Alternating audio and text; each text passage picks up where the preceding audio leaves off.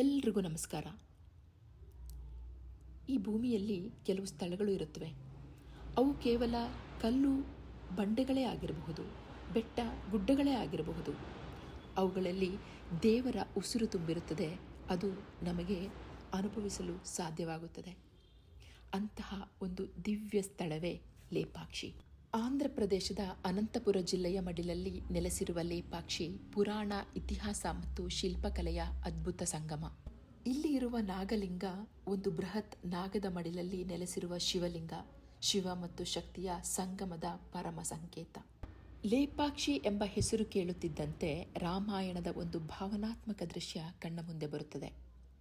ಸೀತೆಯನ್ನು ರಕ್ಷಿಸಲು ರಾವಣನೊಂದಿಗೆ ಯುದ್ಧ ಮಾಡಿ ಗಾಯಗೊಂಡು ಬಿದ್ದ ಜಟಾಯು ಪಕ್ಷಿ, ಅವನನ್ನು ಕಂಡ ರಾಮನು, ಲೇಪಾಕ್ಷಿ, ಓ ಪಕ್ಷಿಯೇ ಎದ್ದು ನಿಲ್ಲು ಎಂದು ಕರೆಯುತ್ತಿದ್ದ ಆ ಕ್ಷಣವೇ ಈ ಸ್ಥಳಕ್ಕೆ ಅಮರ ಹೆಸರು ಕೊಟ್ಟಿತ್ತು. ಇಲ್ಲಿ ನೆಲೆಸಿರುವುದು ವೀರಭದ್ರಸ್ವಾಮಿ ದೇವಸ್ಥಾನ. ಇದು ಶಿವನ ಉಗ್ರ ರೂಪವಾದ ವೀರಭದ್ರನಿಗೆ ಅರ್ಪಿತವಾದ ಶಕ್ತಿಪೀಠ. 16ನೇ ಶತಮಾನದಲ್ಲಿ ವಿಜಯನಗರ ಸಾಮ್ರಾಜ್ಯದ ಕಾಲದಲ್ಲಿ ನಿರ್ಮಿತವಾದ ಈ ದೇವಾಲಯ ಕಲ್ಲಿನಲ್ಲಿ ಕೆತ್ತಿದ ದೇವರ ಮಹಾಕಾವ್ಯವೇ ಸರಿ. ದೇವಾಲಯದ ಒಳಗೆ ಕಾಲಿಟ್ಟರೆ ನಮಗೆ ಶಬ್ದವಿಲ್ಲದ ಮೌನದೊಳಗೂ ಒಂದು ಶಕ್ತಿ ಮಾತನಾಡುವಂತೆ ಅನುಭವವಾಗುತ್ತದೆ. ಲೇಪಾಕ್ಷಿಯ ಅದ್ಭುತಗಳಲ್ಲಿ ಅತ್ಯಂತ ಪ್ರಸಿದ್ಧವಾದುದು ತೇಲುವ ಕಂಬ.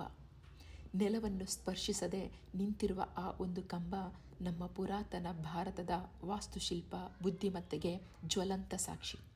ವಿಜ್ಞಾನವು ತಲೆಬಾಗುವಂತಹ ಅದ್ಭುತ. ಮೇಲ್ಛಾವಣಿಯ ಮೇಲಿನ ಅಪ್ಸರೆಗಳ ನೃತ್ಯ, ದೇವತೆಗಳ ದಿವ್ಯ ರೂಪಗಳು, ಇವು ಕೇವಲ ಚಿತ್ರಗಳಲ್ಲ, ಅವು ಜೀವಂತ ಇತಿಹಾಸ. ಲೇಪಾಕ್ಷಿ ಕೇವಲ ಪ್ರವಾಸಿ ಸ್ಥಳವಲ್ಲ, ಇದು ಭಕ್ತಿಯ ಶಕ್ತಿ, ಶಿಲ್ಪದ ಸೌಂದರ್ಯ ಮತ್ತು ಸಂಸ್ಕೃತಿಯ ಗರ್ವದ ಪ್ರತೀಕ.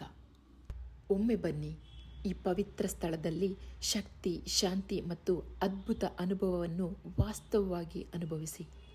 ಲೇಪಾಕ್ಷಿ ಕೇವಲ ತಾಣವಲ್ಲ, ಮನಸ್ಸಿನ ಮತ್ತು ಆತ್ಮದ ಪವಿತ್ರ ಯಾತ್ರೆ. ಇಲ್ಲಿ ಬಂದು ನಿಂತಾಗ ನಮಗೆ ನಮ್ಮ ಭೂತಕಾಲದ ಮೇಲೆ ಹೆಮ್ಮೆ ಮೂಡುತ್ತದೆ, ನಮ್ಮ ಆತ್ಮಕ್ಕೆ ಶಾಂತಿ ದೊರೆಯುತ್ತದೆ ಮತ್ತು ಮನಸ್ಸಿಗೆ ದಿವ್ಯ ಶಕ್ತಿ ತುಂಬುತ್ತದೆ. ಲೇಪಾಕ್ಷಿ ಒಮ್ಮೆ ನೋಡಿದರೆ ಮರೆಯಲಾಗದ ಅನುಭವವಾಗಿ ಎಂದೆಂದಿಗೂ ನಮ್ಮ ಮನಸ್ಸಿನಲ್ಲಿರುತ್ತದೆ.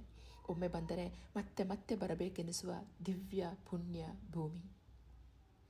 ಎಲ್ಲರೂ ಬಂದು ಈ ಲೇಪಾಕ್ಷಿಯ ವೀರಭದ್ರ ಸ್ವಾಮಿಯ ದರ್ಶನವನ್ನು ಪಡೆದು ಅನುಗ್ರಹಕ್ಕೆ ಪಾತ್ರರಾಗಿ. ಓಂ ನಮಃ ಶಿವಾಯ.